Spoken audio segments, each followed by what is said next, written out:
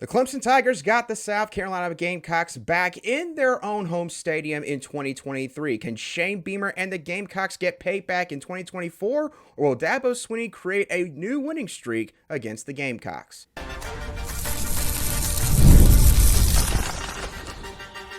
You are Locked On Gamecocks, your daily podcast on the South Carolina Gamecocks, part of the Locked On Podcast Network, your team every day. Hello, Gamecock Nation and Tiger Nation. Welcome to this special rivalry crossover edition between the Locked On Gamecocks and Locked On Clemson podcast, where we cover your South Carolina Gamecocks and Clemson Tigers every single day. I'm Locked On Gamecock podcast host Andrew Lyon. Pleased to be joined by Locked On Clemson host John Bevin. We're going to be talking a lot about the Palmetto Bowl in today's show. Shane Beamer and Dabo Swinney both have a lot of pressure on them to win this season. Who has more pressure? Which stadium has the best home field environment? And how will Clemson look on the offensive and defensive side of the ball? And subsequently, how will the Gamecocks look with all the changes they've had in their personnel this offseason? We'll be diving into all of that on today's crossover show. But before we get into all of that, I want to let y'all know that today's episode is brought to you by FanDuel. Make every moment more. As the playoffs wind down, the sports stop sporting like we want them to. But this summer, FanDuel is hooking up all customers with a boost or a bonus daily. That's right. There's something for everyone every day, all summer long. Visit FanDuel.com/lockedon to get started. John, how are we doing today? Hey, man. Nice to meet you, Andrew. Nice to be able to hop on here. Appreciate the invite. Doing well. How about yourself? Man, I can't complain too much. It's the end of the week, and it's going to be a special one for me. This is actually my last show here on the Locked On Gamecocks podcast, but I'm going to obviously save all of that for you South Carolina Gamecock fans at the end of the show. We've got a lot we got to dive into about the Palmetto Bowl, John. So let's go ahead and get on right into it with both head coaches, because in their own different way, John, I think it's fair to say Shane Beamer and Dabo Swinney, they've both got a unique pressure on them heading into this next season to win a bunch of ball games. For Shane Beamer, it's pretty obvious. Went 5-7 in 2023, first losing season in his 3 years so far in Columbia.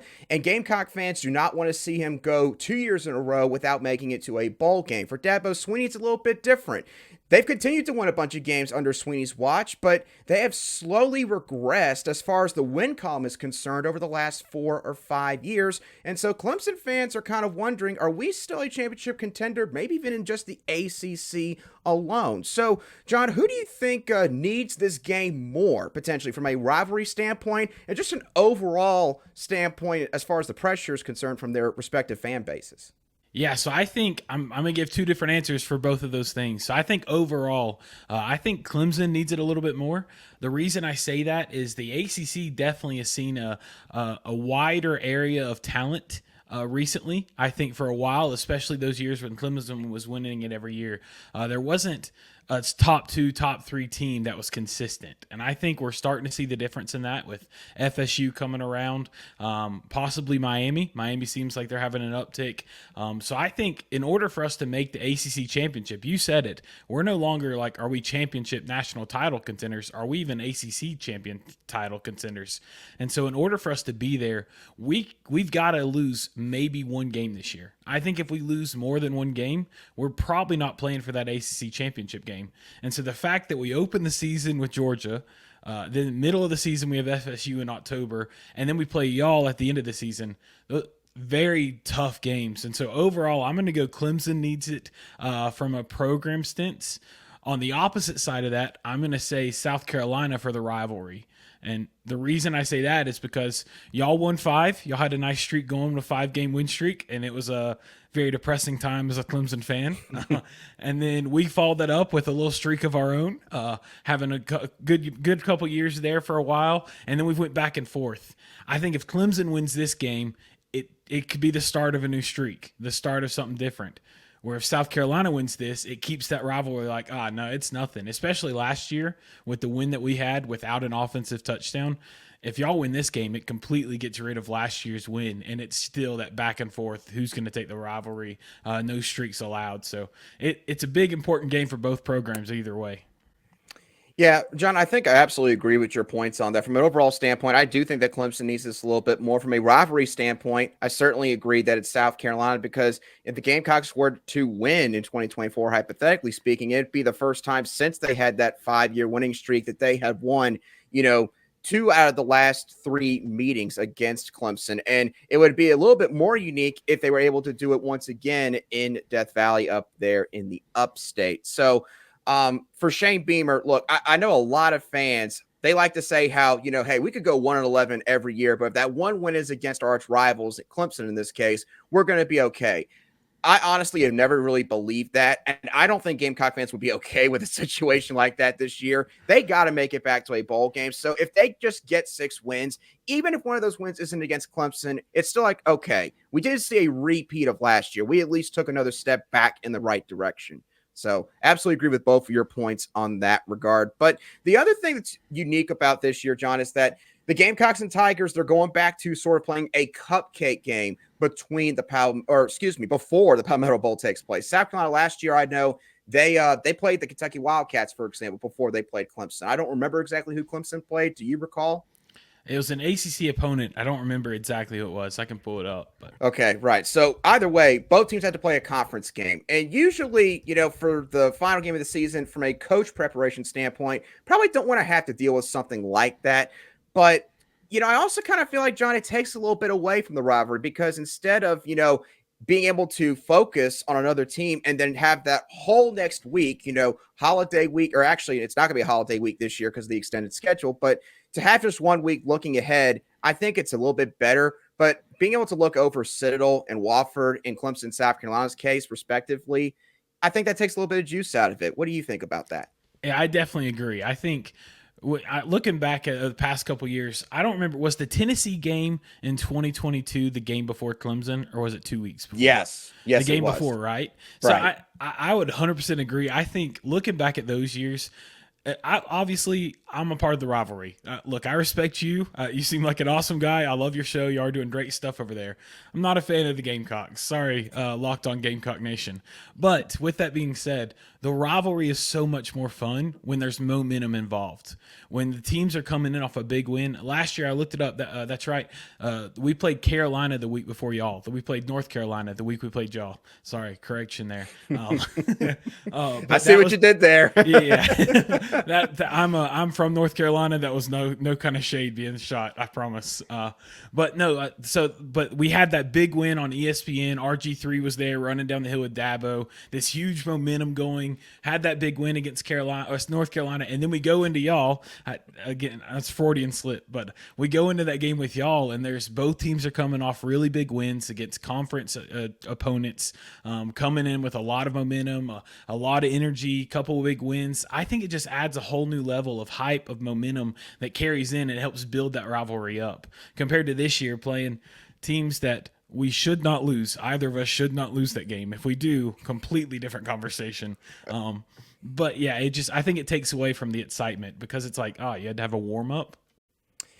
Yeah, no, totally agree with you on that. Yeah, and I'm not saying that, South Carolina wants to play like a Georgia or an Alabama before they play Clemson. That would not be fair. Same deal with Clemson. I don't think they would want to play like a Florida State or maybe a Miami or like a tough NC State squad on the road. I don't think either team would want that, but still, I totally agree with you. Conference game, winning conference games, both teams have done that the last couple years, and it's just made the rivalry week just that much more imperative. And last year, for South Carolina, it was to go to a bowl game, and unfortunately, they weren't able to win each of their final 4 games. Clemson stopped them in the last week, but still, it made for a lot of excitement and thrill going into the matchup. Now, speaking of excitement and thrill, I want to talk to you about an interesting conversation that got started up by EA Sports College Football 25. For those that missed it earlier this week, they released their top 25 toughest places to play.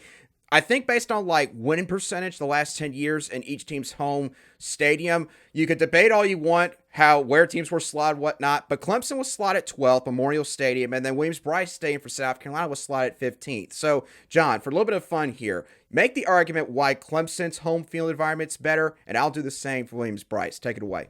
Yeah, so when I'm saying this for Clemson, I do want to start by saying I'm not taking anything away from you. South Carolina's got a great home environment. Y'all, respect there for sure. Sandstorm is electric. Before getting ready for this, I was watching videos of y'all's, and gosh, that game before the Kentucky game last year gave me goosebumps. It was wild. But with that being said, I think Clemson I think Clemson takes it by a little bit, just because it's the most exciting 25 seconds in football. Like, it's dubbed that.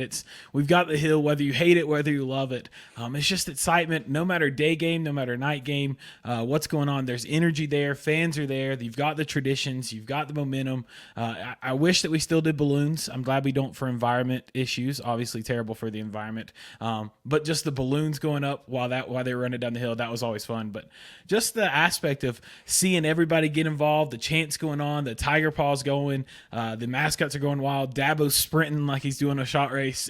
It's energetic. There's nothing but energy going on. Yeah, no, there's definitely one thing I will give Clemson for their home field environment. I think it's definitely one of the most unique in all college football. And I think you can say the same about South Carolina's. And, for Carolina, obviously they're not running down a hill for their entrance, but they've got 2001: A Space Odyssey. Don't know any other school, any other college out there in America that uses that. And I think that they took it and they've done a great job of like forming their entire entrance around that. Obviously, you got Sandstorm with the LED lights. Now it's just an absolute party whenever they start that up. You got the towels, especially in the student section. You've got the rooster crow, especially on third downs, which opposing fans and even some writers and reporters for other teams, they have no issue saying, I hate that rooster crow. It's the most annoying thing I've ever heard in my life. Why do y'all play? It's like, great. That's the point. We want to get in y'all's head. We want to annoy the heck out of y'all. We don't want y'all to forget about all that stuff. And I'm sure for Clemson, y'all have like a tiger roar sound effect that you'll use for certain moments in y'all's game as well. So I think that, obviously I'm going to stick with South Carolina. Like, I'm going to say they're just a little one notch above. But I think for both home fields, for both fan bases, they definitely can make a good argument that, hey, both of ours are up there as far as being the best home field environments in all college football, especially when it's a night game, especially when it's a big game and the team's doing well, or maybe they are on a little mini winning streak heading into said matchup. So it's great stuff there. But what about the actual team itself? Both teams going through some personnel changes offensively, defensively this next season. What could Tiger fans and Gamecock fans expect from the other side? We'll dive into all of that in a couple moments right here on Locked On Gamecocks and Locked On Clemson. Today's show is brought to you by eBay Motors. Passion, drive, and patience is the formula for winning championships and also what keeps your ride or die alive. eBay Motors has everything you need to maintain your vehicle and level it up to peak performance. From superchargers, roof racks, exhaust kits, LED headlights, and more, whether you're into speed, power, or style, eBay Motors has got you covered. With over 122 million parts for your number one ride or die, you'll always find exactly what you're looking for. And with eBay Guaranteed Fit, your part is guaranteed to fit your ride every time or your money back. Because with eBay Motors, you're burning rubber, not cash. With all the parts you need at the prices you want, it's easy to make your car the MVP and bring home huge wins. Keep your ride or die alive at ebaymotors.com. Eligible items only, exclusions apply. eBay Guaranteed Fit is only available to U.S. customers. Welcome back to this Friday crossover edition between the Locked On Gamecocks and Locked On Clemson podcast, where we cover the South Carolina Gamecocks and Clemson Tigers every single day. And as always, a big thank you to all of you everydayers who make the Locked On Gamecocks or Locked On Clemson podcast your first choice for South Carolina Gamecock and Clemson Tiger sports coverage. John, let's talk about both teams now. I want to start off with your team. Let's talk a little bit about Dabo Swinney.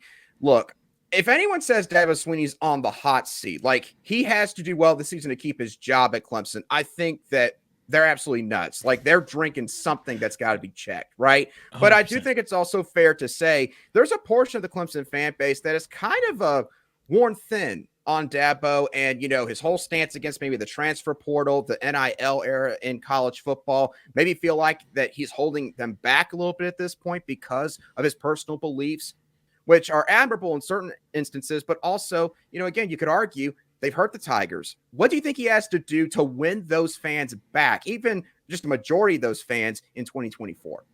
I think it's simple. I think he's got to win. I think fans got really spoiled for Clemson, and I'm a part of that. We had some great years, playoffs for consecutive years, ACC champions for so many years in a row.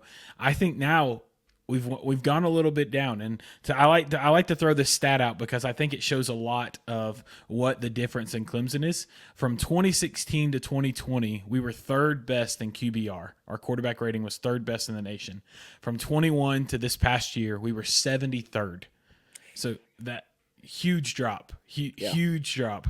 And I think that is all around. Our defense has kind of stayed true from who it is, that identity they have, but our offensive, it's definitely the prowess is gone from the offense. And I think Dabo, in order to prove these fans wrong, he's got to show that this offense can be that team, can score, they can win the games. Honestly, I think if we make it to the ACC championship game and lose, or even if we don't make it, nothing's going to get better for him.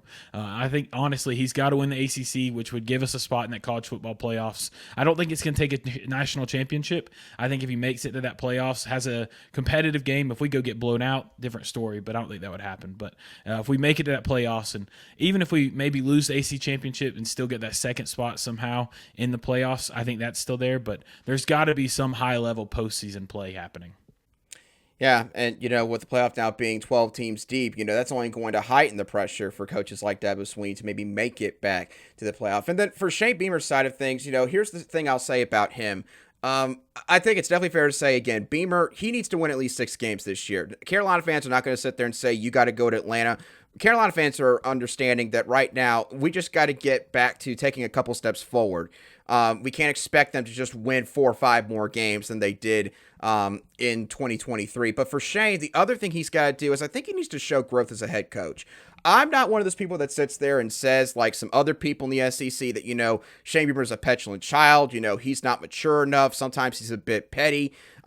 He certainly has had his moments where he's put his own foot in his mouth. Him and Dabo kind of both, I think, are similar in that sense. Like sometimes they wear their emotions on their sleeve a little bit too much, and it leads to a strong statement that maybe you look back on, you say, you probably could have left that better unsaid. But for Beamer, I'm curious to see how he grows as a coach. How does he handle tough moments? The schedule's daunting again. South Carolina is going to take a couple beatings again this year. Like, they still just don't have enough depth at a couple of spots to where sometimes they're going to get exposed. How does he handle that? And last year, he had a couple moments, whether it was after the Florida game, kicking a Gatorade cooler, breaking a bone in his foot, and then kind of throwing his players under the bus at the start of that presser. Or, maybe it was back in the offseason. He lost a positional coach on offense and then kind of turned around and made it out like, well, this other guy he just hired was his number one guy on a long. Gamecock fans can't dispute Beamer's had some gaffes in pressers. So I'm curious to see how much better he is in that regard. I truly think he's going to show that he's a different coach in 2024. If he doesn't, and we see maybe more of the same along with the losses, then that's when Gamecock fans are really going to start to worry, hey, is he the guy that we can trust to lead this program heading into the future? Now, from a player's standpoint, John, I want to talk about Cade Klubnik for a second. 2023 was an interesting situation for him. I think that's the simplest way to put it, but going a bit in depth, Garrett Riley, first-year coordinator, gave Clemson fans a lot of hope that this year is going to be different. We're going to go back to the years of Trevor Lawrence and Deshaun Watson, elite quarterback play, high-flying offense, and just didn't really seem to see that. I know there were some issues at wide receiver. Maybe some guys did not develop or step up last year. Some guys were banged up. And Klubnik, admittedly himself, he had his own share of moments where it was just like sometimes you had to cover your eyes and just hope that the play didn't end in a negative way for Clemson. Do you think that Cade Klubnik is going to be a better quarterback in 2024? Better, yes. Do I think he's going to reach the hype that everybody had for him? No. I think he's definitely got skill. He's definitely got a great quarterback, but he came in so hyped. I mean, super hyped. Number one prospect, number one quarterback out of Texas. He came in really hyped. I think he's going to be better. I think we're going to see improvements. I think he's had a year under Garrett Riley. He's had a full offseason under him. He kind of had 2 off seasons because they brought him in real early last year. But I think he is going to be better. Honestly, I think the biggest thing is going to be when Garrett Riley came in, him and Dabo Swinney kind of brought out this phrase called the dirt raid. talking about how they're going to bring back the ground game. Will Shipley, Phil Maffa is going to come back and rush it all over.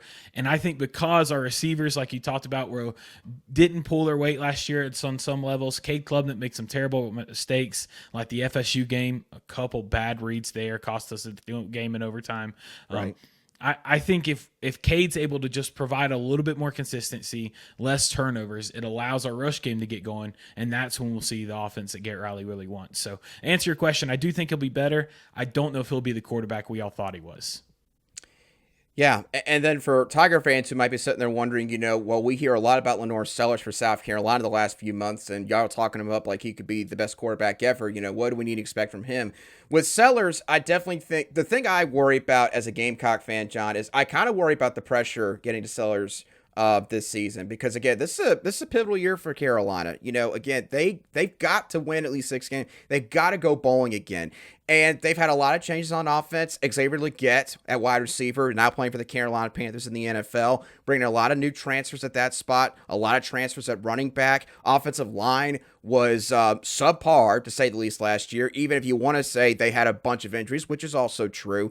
Sellers is going to have to come in and be the man for South Carolina immediately. And the good thing is, he seems like that he has a very calm, cool, and collected mentality when he's on the football field. He doesn't let a lot of things get to him, which is great. But he also has yet to play a game where you're the guy, you're the starter, you're the person everybody's going to be looking to for answers when things go wrong. How are you going to handle all of that? That's the question Lenore Sellers is going to have to answer when this season kicks off in late August. But looking at defense real quickly, John, last thing for you before we head on for today. The Tigers, y'all lose a good group of both star power, but also some experienced guys like Nate Wiggins at cornerback, Andrew Makuba at safety, Jeremiah Trotter Jr., Tyler Davis, Xavier Thomas, a bunch of players, again, mixture of talent and also some guys that played a lot of years in that Clemson defense. But you also had some freshmen step up. Khalil Barnes, TJ Parker, most notably. Peter Woods had some good moments. Avion Terrell, I know Clemson fans are excited about up there as well. How do you think that defense is going to handle the losses as far as personnel goes in 2024? I think it's definitely going to be tough. You see some great names on there, and honestly, the one that hurts the most is Andrew Makuba, just because that was a transfer rather than graduate, and that one hurts. Hate him seeing. I think he's at Texas now. But I think what's going to be really big, and the most vital thing for us, is going to be if Barrett Carter can step up. That linebacker for us, he's definitely going to be the captain of that side. If he can come out, step up, and truly be there, I think we'll be good. Honestly, Clemson's used to losing players. We have a lot of draftees, especially on the defensive line side. It feels like almost like a rotating line, just because they'll sit for a couple years and then they'll come out and play 1 or 2 years and play great. But I think it's going to be well. I think Barrett Carter's going to help us get over that wood, help us come over that. I think there's some freshmen that's going to be great. I think Sammy Brown, a freshman linebacker coming in, he's going to help carry the load. And the players you mentioned, Avion Terrell, Khalil Bars, they've got to be big. They've got to continue progressing. So I think we'll be well. I think defense will still be our strong suit, but we'll have to see. What about South Carolina side? What's y'all's defense looking like this year? Yeah, I think for South Carolina, John, last couple of years been a bit lackluster under Clayton White. I would actually probably go as far to say that he was yay close. For those watching you on YouTube right now, my fingers are about maybe an inch apart.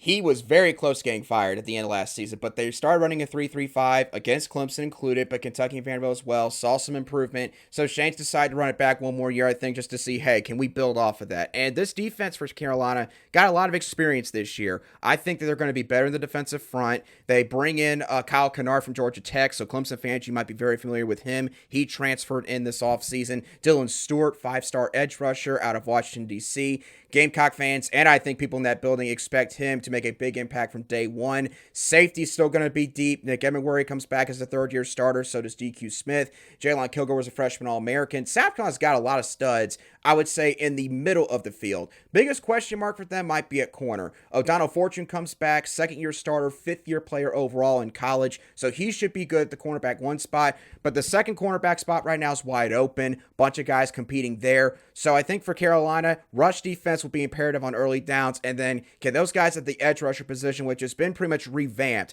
can they get to the quarterback or at least force these guys to make bad decisions early on. That'll be the keys for Carolina's defense in 2024. But with all that being said, John, it's been a lot of fun doing this crossover show with you. For all you Locked On Gamecock fans, don't go away because I'm going to have one last thing to say to all of you before I end my final show. But John, thank you once again for coming on. For you Locked On Gamecock fans, be sure to check out Locked On Clemson on YouTube or wherever you get your audio podcasts daily if you want more information on the Tigers. And for you Tiger fans, same deal with Locked On Gamecocks on YouTube, wherever you get your podcasts. You can find us on social media as well. John, appreciate you, man. Appreciate it, man. Hope to see you with a winning record in November for an electric game. Absolutely. Same to y'all. We'll be back here in just a couple moments. Today's show is brought to you by FanDuel. I love sports. I love them so much that I never want them to stop. But as the playoffs wind down, we get fewer games. And the sports aren't sporting like I want them to. But FanDuel lets me keep the sports going whenever I want. All I have to do is open the app and dream up bets anytime I'm in the mood. And this summer, FanDuel is hooking up all customers with a boost or bonus daily. That's right. There's something for everyone every day, all summer long. For you Atlanta Braves fans, again, I know offense isn't really doing all that great right now, but you know what they say? Pitching and defense is what helps you get far in the postseason. The Braves, I think, certainly have the pitching to go on a run this postseason. As a matter of fact, FanDuel currently has the Braves World Series winning odds listed at plus 900. So if you still think the Braves can win it all, in spite of the offensive slump they're in right now, that might be a good bet to look at on FanDuel. Visit FanDuel.com/lockedon and start making the most of your summer with FanDuel, America's #1 sportsbook and the official sports betting partner of Major League Baseball. Welcome back to this Friday edition of the Locked On Gamecocks podcast, where we cover your team every single day in around 30 minutes or less. All right, we've arrived at this point. For those of you that don't know, for those of you that maybe didn't catch it earlier, this is my final show here today on the Locked On Gamecocks podcast. It has been great to do this show. It has been a dream as a longtime sports fan, as someone that has watched South Carolina's sports teams from as young as 8 years old, to be able to actually get paid for a living, to cover that team in person, to go to games, go to practices, go to pressers, get a feel for the team in a different way, get to look at things from a different perspective, but also get to share that love, the admiration that I have for South Carolina's athletic teams with every single one of you Gamecock fans. I started a side podcast back in January of 2022. I'm not going to say the name of it because it actually probably wouldn't be advertiser friendly. That's how green I was when I started out. And I did not realize that doing that podcast was going to turn into eventually a phone call from Locked On. And for that, I've got to thank some people. Zach Blackerby of Locked On Auburn, who does a lot of work for the college portion of the Locked On Podcast Network and SEC country specifically. I've also got to thank Tom Lee, who I believe is the director of scouting talent for Locked On. And of course, David Locke, the owner, the founder, basically the man that runs the entire show over here with the Locked On Podcast Network. Without those gentlemen, I would not have gotten an opportunity to do this. And this opened up another door for me to actually be able to eventually write with Gamecock Digest over on Fan Nation with Brooks Austin and all those guys that I was with over there. So this podcast, I want y'all to understand, I don't take for granted one single second, one single thing that this podcast did for me. And the other thing that I understand, and something that I hope y'all got the feeling of as well, is that I know better than a good amount of people outside of Locked On, but I think the thing that makes Locked On different is that we all understand good and well, we would not be able to do this, any of this, if it wasn't for each and every single one of you. And for that, I thank you. It has been an absolute joy. It's been a ride the last 2 years doing this. I know that obviously, one thing I had to learn with this is that you're not going to make everybody happy. I will tell you, every single show I did I always had conviction in the opinion that I was giving, whether you agreed with it or not. And I learned that, no matter what, some people, they're just never going to see eye to eye with you. And if you were one of those people, guess what? That's okay. Because everyone's got a right to their own opinion no matter what. I just hope that one thing I was able to accomplish being the host of this podcast was I was able to provide a unique and different perspective, that I wasn't just giving you the same exact jargon that some of these other shows around the Columbia area do, which, no disrespect to those shows, but there's a reason why podcasting is skyrocketing these days, because podcasters understand people don't really want to come onto a show or listen to a show and hear your story for about 5-10 minutes about what all you did this past weekend.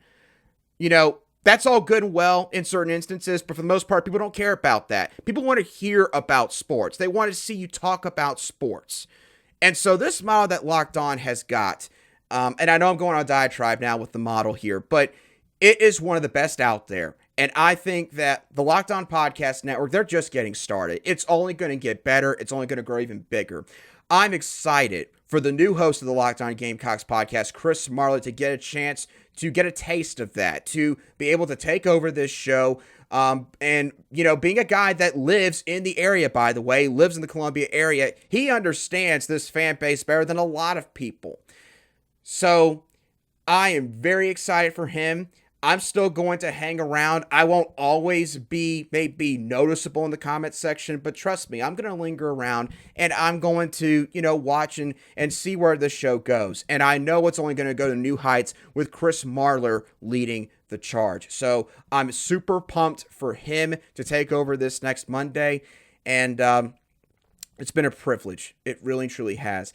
If you're wondering maybe what is next for me, in all honesty, I haven't figured that out yet. What I do think I know for sure is that I am stepping back from sports media altogether. I pretty much honestly reached a point where I got burnt out.